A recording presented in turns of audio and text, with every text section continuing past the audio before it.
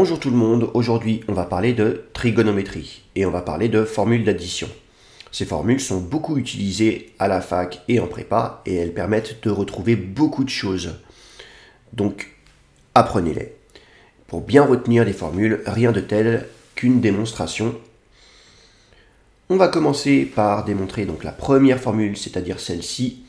Cosinus de a moins b est égal à cos a cos b plus sin a sin b. Ensuite, on essaiera d'en déduire les autres. Alors, considérons un repère orthonormé, le point A de coordonnées 1, 0, et deux réels alpha et bêta.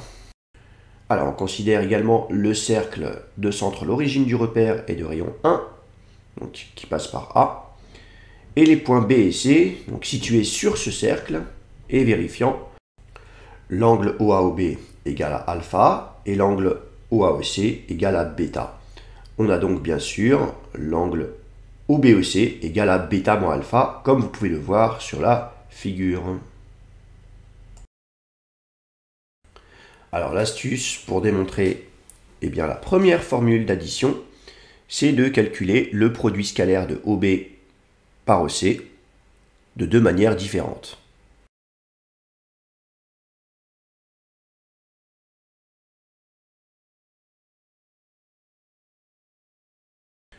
Alors, première manière, on sait que le produit scalaire de OB par OC, par définition, c'est la norme du vecteur OB, multiplié par la norme du vecteur OC, multiplié par le cosinus de l'angle OBOC.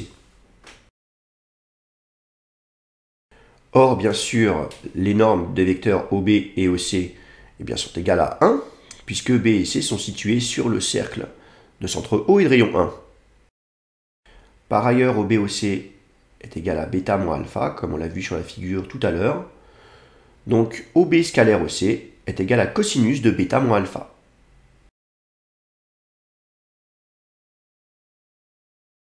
Essayons maintenant de calculer le produit scalaire de OB par OC d'une autre manière, et on va en déduire une égalité. Je rappelle que le repère OIJ dans lequel on travaille est un repère orthonormé. Les coordonnées des points B et C, donc dans ce repère, B a pour coordonnées cosinus alpha et sinus alpha. Il suffit de vous reporter à la figure. Et le point C a pour coordonnées cosinus bêta et sinus bêta.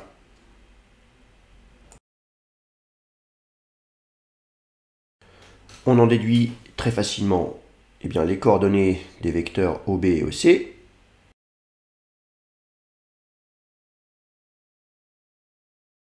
Et on n'a plus qu'à appliquer la formule du produit scalaire de deux vecteurs dans un repère orthonormé. Donc le produit scalaire de OB par OC, c'est cosinus alpha fois cosinus bêta plus sinus alpha fois sinus bêta. C'est fini, puisqu'on vient de calculer le produit scalaire de OB par OC de deux manières différentes. On a bien cosinus de bêta moins alpha égale à cos bêta cos alpha plus sin alpha sin bêta. Comme alpha et bêta ont été choisis de manière arbitraire, on vient de démontrer que, quels que soient les réels a et b, cosinus de a moins b, c'est bien cosinus a cos b plus sin a sin b.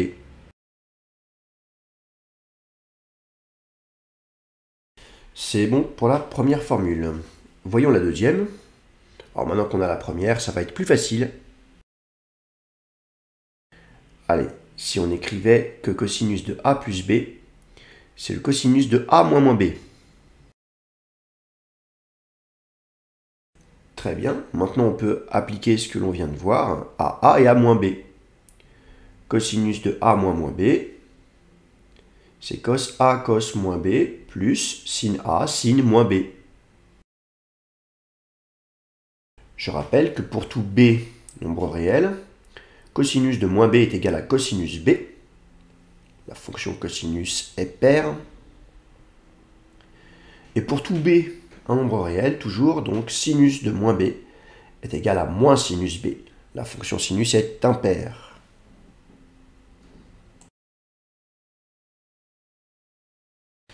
Bon, on tient notre deuxième formule. Pour tout A et B, nombre réel, cosinus de A plus B, c'est cos A cos B, moins sin A sin B.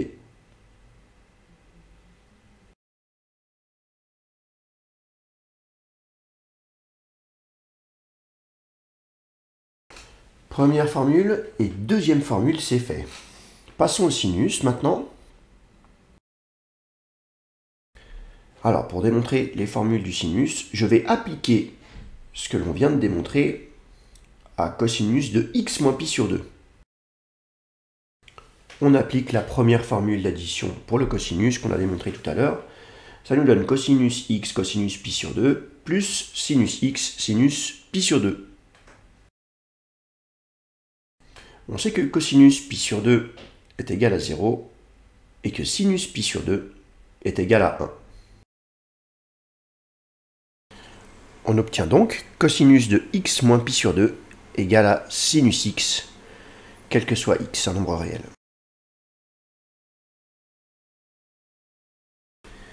Sinus de x moins pi sur 2, c'est donc égal à cosinus de x moins pi. Puisque cosinus de x moins pi, c'est cosinus de x moins pi sur 2 moins pi sur 2. Et ça fait donc moins cosinus x.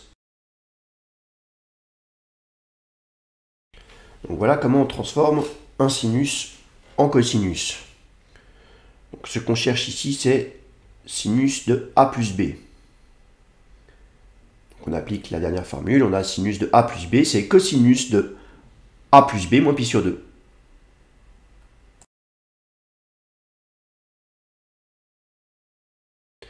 J'ai plus qu'à appliquer la deuxième formule, la formule d'addition pour le cosinus.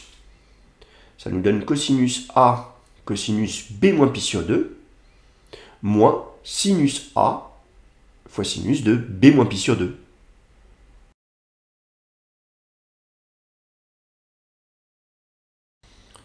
Très bien, je rappelle que cosinus de B moins pi sur 2, c'est égal à sinus de B. Et que le sinus de B moins pi sur 2, eh bien c'est moins cosinus de B. Eh bien on a terminé. Pour tout A et B réel, sinus de A plus B, c'est cosinus A sin B plus sinus A cos B.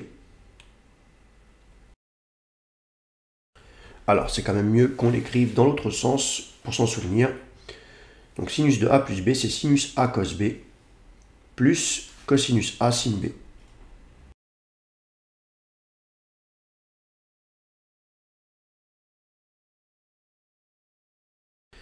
J'espère que bon nombre d'entre vous auront deviné comment est-ce qu'on va s'y prendre pour démontrer la dernière formule à démontrer. Je rappelle encore une fois, pour tout x réel, on a cosinus de moins x est égal à cosinus x, et sinus de moins x est égal à moins sinus x. Donc, quel que soit a et b de nombres réels quelconques, eh bien on peut écrire que sinus de a moins b, c'est sinus de a plus moins b. Je n'ai plus qu'à utiliser la formule numéro 3, celle-même qui est juste au-dessus.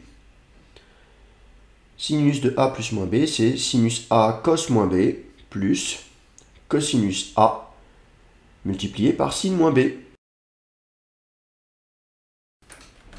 Allez, c'est terminé. Sinus de a moins b, c'est sinus a cos b moins cosinus a sin b.